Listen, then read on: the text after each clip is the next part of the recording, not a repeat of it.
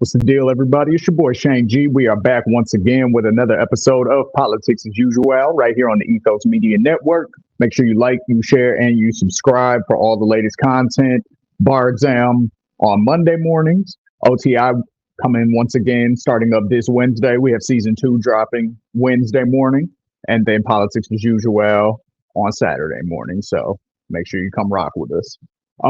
So I feel like there are some people out there who feel like because I said that Tucker Carlson tells the truth about war related topics and our foreign policy related topics, that I'm some sort of like Tucker Carlson fan or something like that.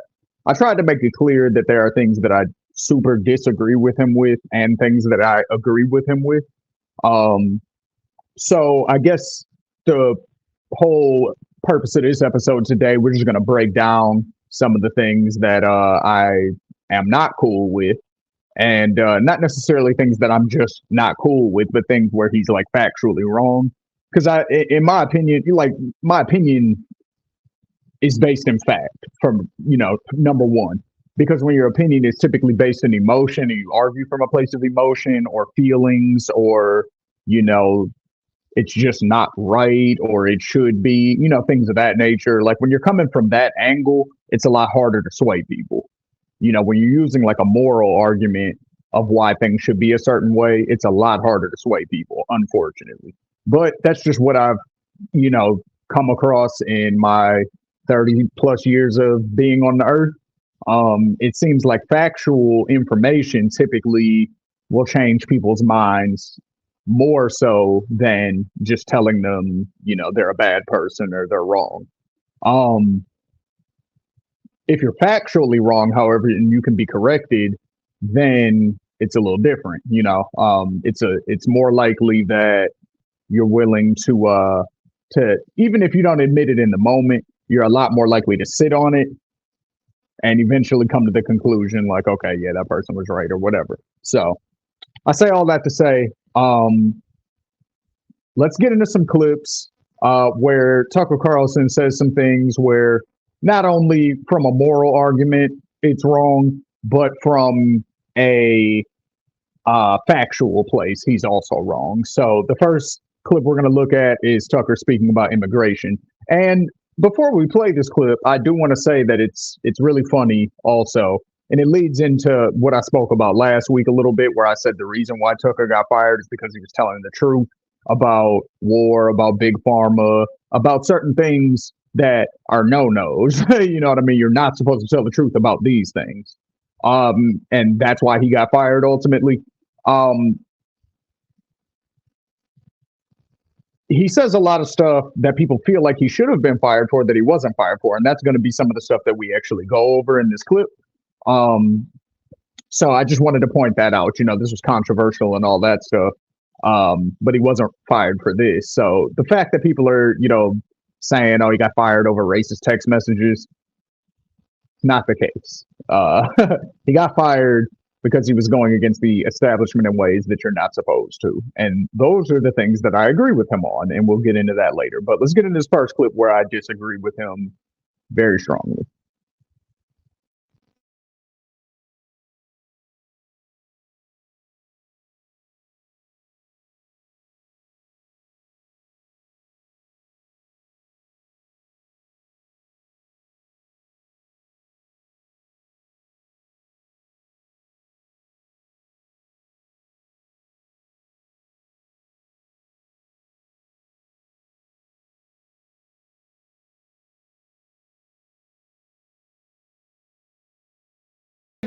With the migrant caravan and the garbage from their tent cities, along with trash found along the border.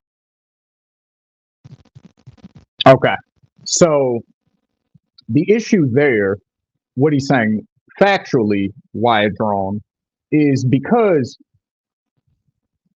you can't blame, quote unquote, first of all, saying that immigrants are making or illegal immigrants specifically, to give them all fairness. He didn't just say immigrants, he said illegal immigrants specifically. So we'll stick to that. Immigrants are not the reason that our cities are dirtier and all that, the way you described it. Homelessness is the reason for that. Now, the reason for homelessness, was exacerbated over COVID, but obviously it's because of the wealth gap. The wealth gap is leaving people out of being able to afford places to live. They're getting priced out of places to live, so they end up on the streets. You know, that's that's how a lot of people end up homeless. So it's not, like the stereotype obviously is people get hooked on drugs and they just lose everything. A lot of times it happens in the reverse way. People lose everything and then they turn to drugs because they have nothing else. That's more often than not the way it happens. Um, because, I know people who were drug addicts who were never homeless. So, um, with that, so he's wrong on that. And not only that, he says they use our resources and it makes the country more divided. It's actually not true because they actually tried this out in a southern city. I forgot exactly which city. I really wish I could remember, but you guys, I'll give you enough detail to where you can look this up and verify that it did happen.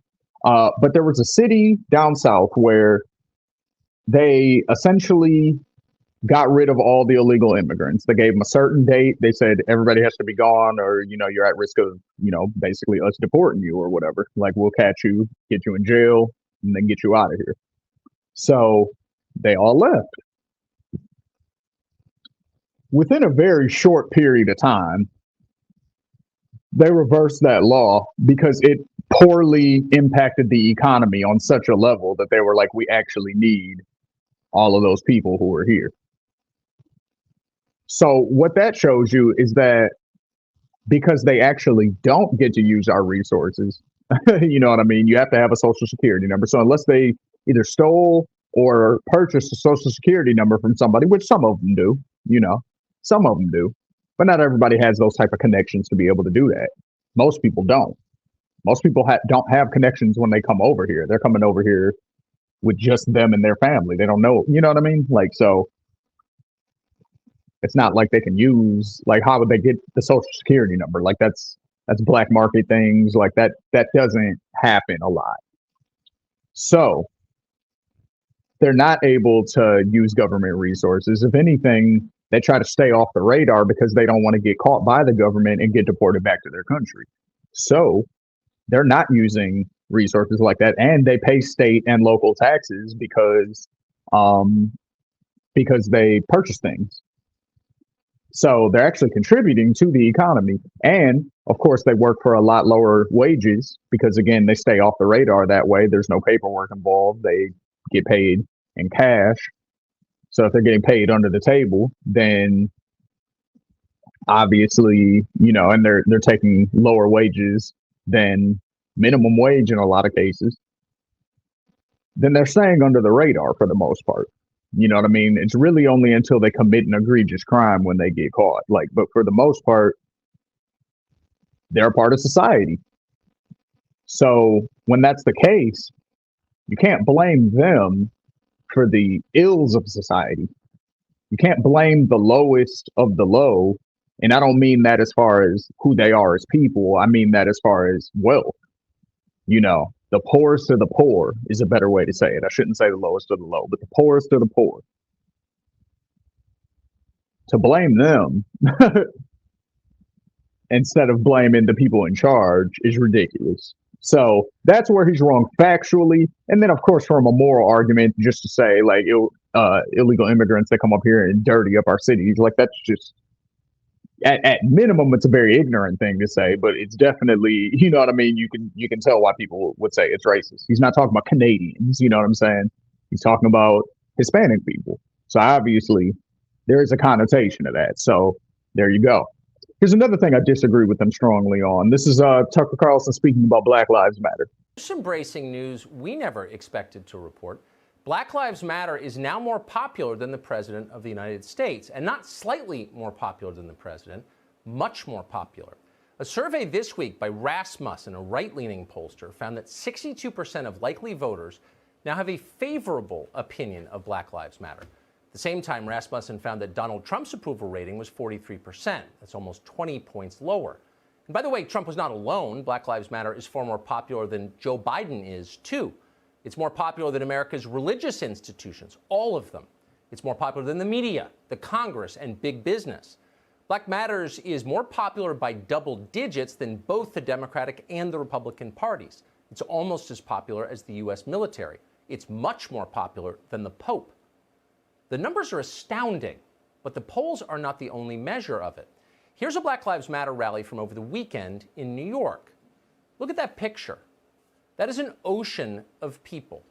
Ask yourself the last time you saw a candidate for office who was able to draw a crowd like that. The media, in their relentlessly fawning coverage, usually describe Black Lives Matter as an activist group or a protest movement. But that's deception by understatement. Black Lives Matter is not a collection of marchers with signs. It's not a conventional political lobby like Planned Parenthood or the NRA. It's not pressuring Congress to pass some narrow new set of laws. Black Lives Matter is far more ambitious than that. It is working to remake the country and then to control it. It's a political party. As of tonight, Black Lives Matter may be the single most powerful political party in the United States. Nobody says that out loud, but politicians understand it perfectly well. If nothing else, they understand power. They can smell it at great distances. So there's a lot to say to that because he's wrong about so much there. So let's start with the first thing. Black Lives Matter is a political party. What candidates have run under the Black Lives Matter party? What candidates have petitioned under the Black Lives Matter party? Not even run, just petition to be on the ballot to be able to run. Anybody? Who? So how is it a political party is my question. There are 0 candidates who have ever run, as far as my knowledge, under the Black Lives Matter party. I've heard of the Green Party. I've heard of the Socialist Party. I've heard of the Tea Party. That's a wing in Congress, you know, part of the Republican Party overall, but they are kind of their own thing. They get shit done. Heard of the Democratic Party, the Republican Party. I've heard of the Whig Party. You know, there's a lot of different parties I've heard of. The Dixiecrat Party existed at one time. Like, there's a lot of parties I've heard of. I've never heard of the Black Lives Matter Party. So that's number one. Number two, he says that they had a lot of power. They're the most powerful, based on their popularity, they're the most powerful group in America, essentially, he was saying. What got accomplished because of the Black Lives Matter movement other than awareness? If we had power, if Black Lives Matter, the movement, I'm not talking about the organization. I am not speaking about the organization because I don't think he's speaking about the organization. I think he's speaking about the movement at large. Because that's what most people are talking about when they say Black Lives Matter. They're not talking about the organization specifically. They're talking about the movement at large, where it's what it says. Black Lives Matter. That's it. You know, nothing else to read into it.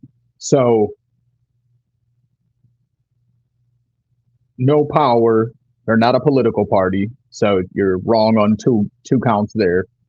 And then he says that there was no agenda or set of laws that they were trying to get Congress to pass.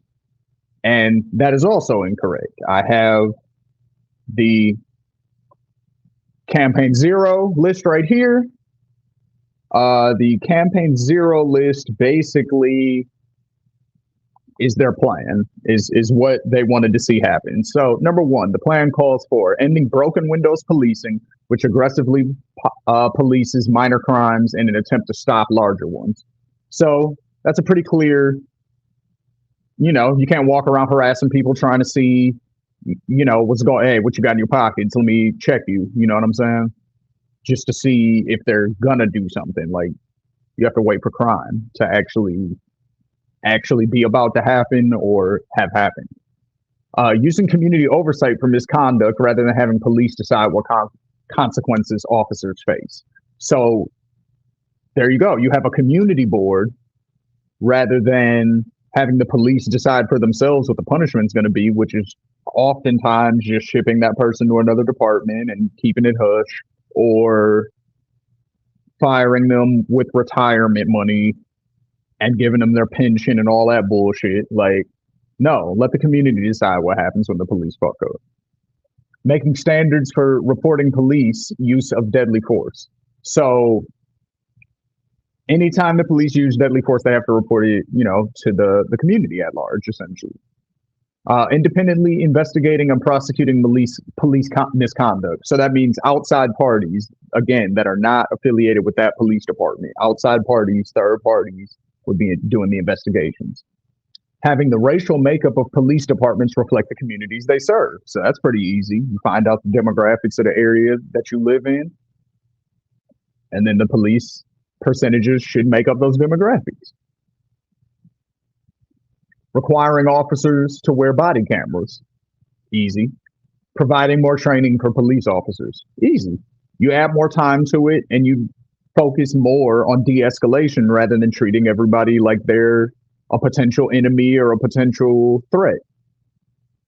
Identify threats specifically outside of regular interactions. You know what I mean? Yes, because everybody likes to bring this up. Everyone's like, oh, well, I have a cousin or I have an uncle that knows somebody who was just doing a routine traffic stop and a guy blew his head off. And it's like, okay, yes, that happens. But if that's going to happen to your uncle, it's the same likelihood as realistically getting shot in any other scenario, probably, like in America nowadays. It's not like that. That's a random occurrence is basically what I'm saying. Like, that's not, nothing provoked that necessarily. That's just what it was. You know what I mean? That's just what was meant to be, unfortunately. Like, that's not even something you could really prevent unless you take people's guns away, which most of those same people would definitely not advocate for. So, ending for-profit policing practices. So meaning prison for profit. So if you need to keep your prisons full, what you end up doing oftentimes is you make more shit illegal. So that way it's harder to not break the law. So that way it's harder for you to not go to jail. And then once you're in the system, it's a lot harder to stay out because they don't focus on recidivism, making sure that you don't come back once you re-enter society. If anything, they make it damn near impossible for you to not go back. With the certain parole standards and different things like that. It's like, once you serve your time, didn't you pay your debt to society? Why do y'all get to still monitor me after that? So then you end up going back to prison, and then the prison makes more money. You know what I mean? So the prison industry complex is definitely a real thing. Ending the police use of military equipment. Absolutely. There's no reason for the police to be treating the citizens like the enemy. Again, they're there to protect us, right? I mean, we all know what they're really there to protect, but the facade is that they're there to protect us. So what do they need that against us for?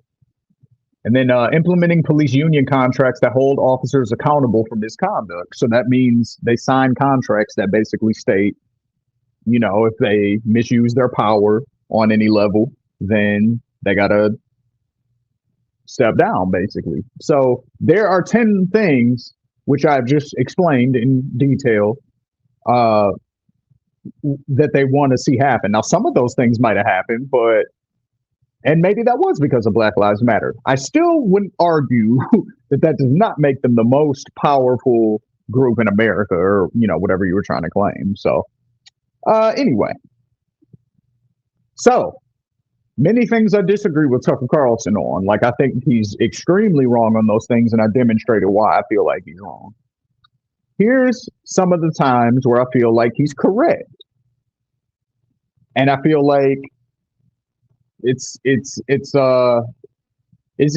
to the point where people are starting to have to acknowledge it. But he was just one of the only people on TV to say stuff like this, which is the real reason that they had to let him go. What Donald Trump predicted has happened, and in the worst way. If the war in Ukraine continues, we will lose no matter how it ends. The world order is being reshuffled as we watch, and by the time it's over, the U.S. will no longer be at the top of the deck. That is very obvious to the rest of the world. But what's fascinating is how few Americans seem to understand what's happening or its consequences. But how would they know?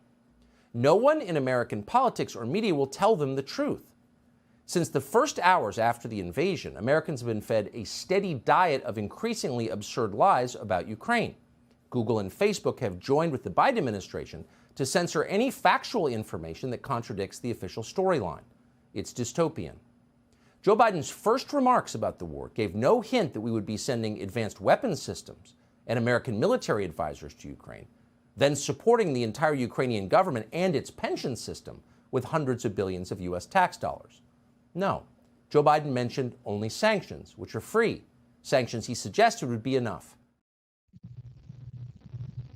So he's absolutely correct when he says that. Now, there's other things in that clip, the longer version of the clip that, I disagree with. Like, he's doing some China fear mongering in there, and I don't necessarily agree with that. But because that's essentially what led us into this position, was all the fear mongering towards Russia, which is why we're using Ukraine to have a proxy war against them right now. So here's the thing.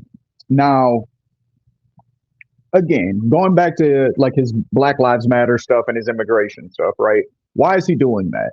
The reason he's doing that, in my opinion, is because, he's either bought in or he's trying to sell this whole white replacement.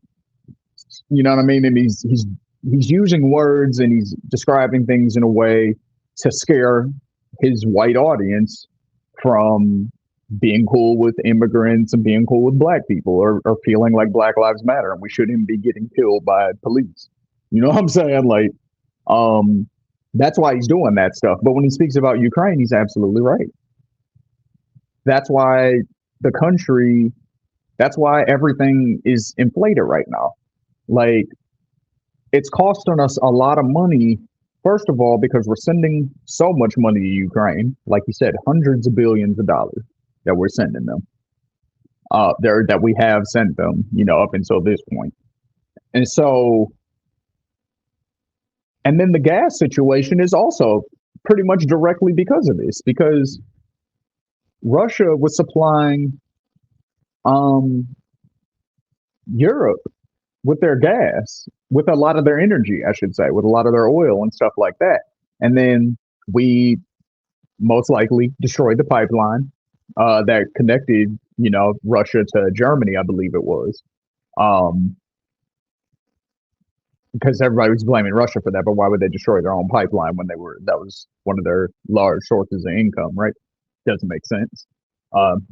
Makes sense for us to do it, especially when we said we wanted it destroyed before it happened. So, you be the judge of that. But,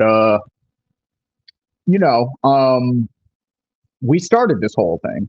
That's the thing about it. Like, it's not an invasion that Russia just all of a sudden decided to just start doing. This started in 2014.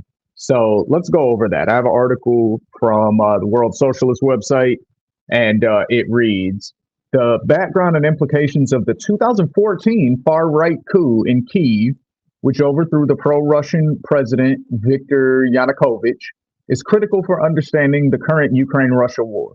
This coup was openly supported by United States and European imperialism and implemented primarily by far-right shock troops, such as the Right Sector and the neo-Nazi Swoboda Party. I'm not sure if that's the same thing as the Azov Battalion, but the Azov Battalion are also neo-Nazis, and they're a part of the Ukrainian army as well. It represented the temporary culmination of long-standing efforts by U.S. imperialism to install a puppet regime on the borders of Russia and brought the world a major step closer to a war between the largest nuclear powers, the U.S. and Russia. Ukraine has since been systematically built up as a launching pad for a NATO war against Russia.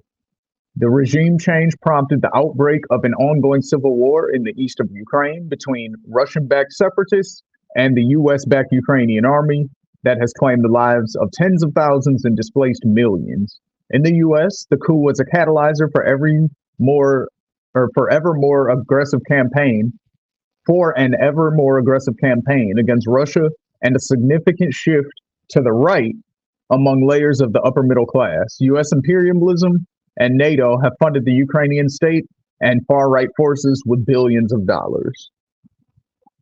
Okay, and that's all 100% true. We went over it, in previous episodes where we have, Ro Khanna being quoted in 2015 saying he would never support giving Ukraine's military money because they have a bunch of Nazis in it. And then fast forward, he says he will do everything in his power to make sure that we continue to fund Ukraine's military. And then we find out he has all these stock contracts, or he's defense contracts, not defense contracts, but stock in defense companies, rather. So this is what's going on. It's all about money at the end of the day. None of this is about trying to save Ukrainians. None of this is because Russia's evil and this isn't about any of that shit. This is about oil money because we wanted in on Europe's energy production, or we wanted to sell Europe energy and we didn't want Russia to do it. Saudi Arabia said, fuck that. We're selling our oil to everybody in their currency now. We're breaking the deal with the U.S. that we had since the 70s when Reagan took us off the gold standard and put us on the oil standard, which basically, for those who don't know, what happened was we basically made an agreement with Saudi Arabia, which says, hey, we will let y'all use our military for whatever the fuck y'all want, as long as you charge everybody for the oil in U.S. dollars. So that way it keeps our currency strong because everybody on earth has to buy oil.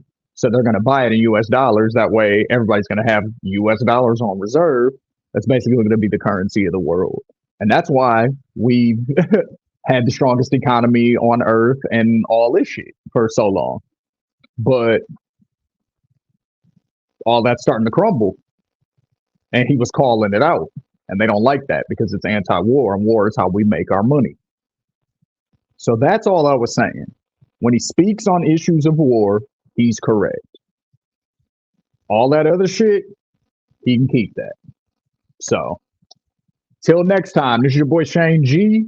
This is Politics as Usual, right here on the Ethos Media Network. Make sure you like, you share, you subscribe. Again, check out Bar Exam Monday mornings. Check out OTI, Open to Interpretation, Wednesday mornings. And make sure you check us out right here, Saturday mornings, right here on the Ethos Media Network. Catch y'all next week. Peace.